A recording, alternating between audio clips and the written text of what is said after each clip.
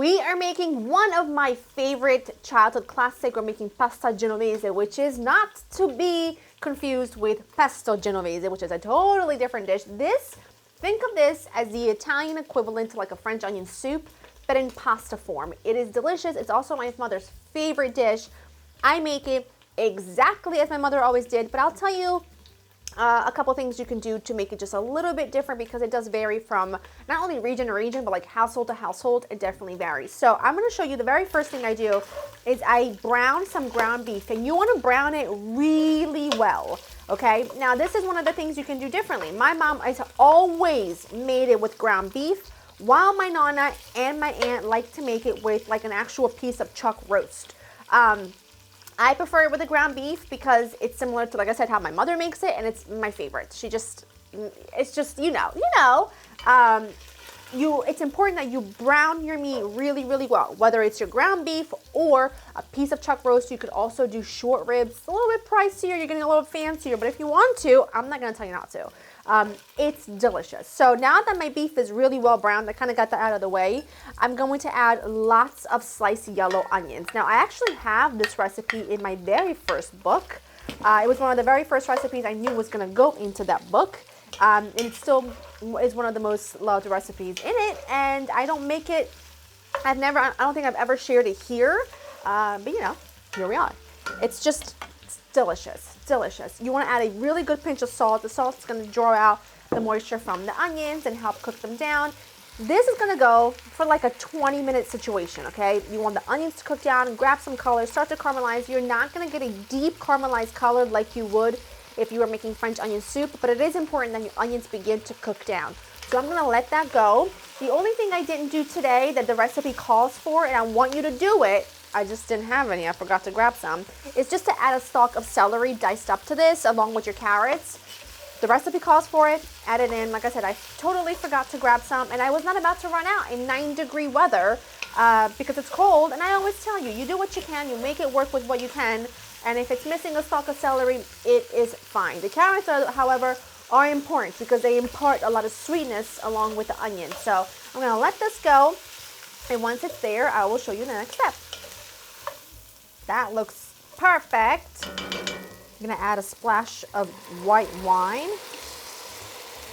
Let that cook out for just like a minute.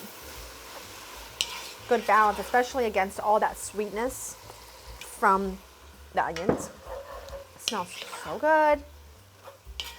Beautiful. Now this is going to cook for literally hours. So I'm going to go ahead and add in my water. You could add stock if you wanted to, but traditionally you add water. And I'm going to go ahead and add in my carrots. If you want to, like I said, you should actually, not if you want to, you should add a stalk of celery diced up in there. Oopsie daisy. Other than that, you're fine. I did season my onions and my beef with a good pinch of salt because you want to make sure it's well seasoned. And I'm just going to cover this and let it cook for a couple of hours. Now, my aunt also likes to add a couple of tomatoes to this, whether it's a couple of diced up tomatoes, fresh tomatoes, or a couple of plum tomatoes from a can and just squeezes them in. My mother doesn't, so I don't, but you have the option if you want to. It's delicious. It's just about what you prefer. So I am going to cover this, and I'm just going to let it simmer. Let it simmer for a few hours, but it doesn't need anything from you other than the occasional peek. This looks gorgeous. It's been cooking for a few hours. I've got some pasta cooked here until very, very al dente. I'm using rigatoni here, but traditionally my mother would use penne lisciate, which means penne with no lines on them. Not my favorite cut. I'm just going to be honest with you because I feel like the sauce slides off, but that's what she would use. These are very al dente. I'm going to add them in. I also reserved a little bit of the starchy cooking water, which is really, really key here because you need all of this to cook together for a good 2 to 3 minutes or until the pasta is fully cooked.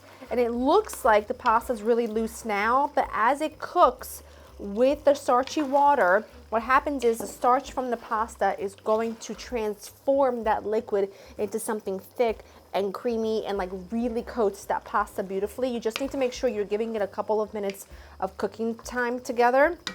I'm also going to add some parsley at this point, along with a ton of freshly grated parm. I want them all to cook together, and that's just going to give you such gorgeous, gorgeous flavor. I'm going to add a couple of grindings here. of black pepper. And now I'm just gonna let this all cook together for just a couple of minutes until the pasta is cooked perfectly and until that sauce thickens. Look at this. Look at how it totally transformed. Now that pasta is just glossy from that sauce. It's just perfection. It's good to just turn it off, let it sit for just a couple minutes, and it just absorbs all of that goodness, and it's just so divine. Make sure when you are boiling your pasta, that your pasta water is well salted. We do not want bland pasta. And look at this. It's just gorgeous. I'm looking at it and my mouth is salivating. If you know, you know. This is just so special. When you serve it, of course, more parm, more parsley. It's just divine. It's divine. That onion has completely melted into that sauce.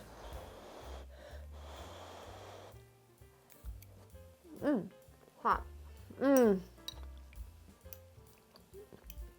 It just really is the best. I don't know how else to describe it.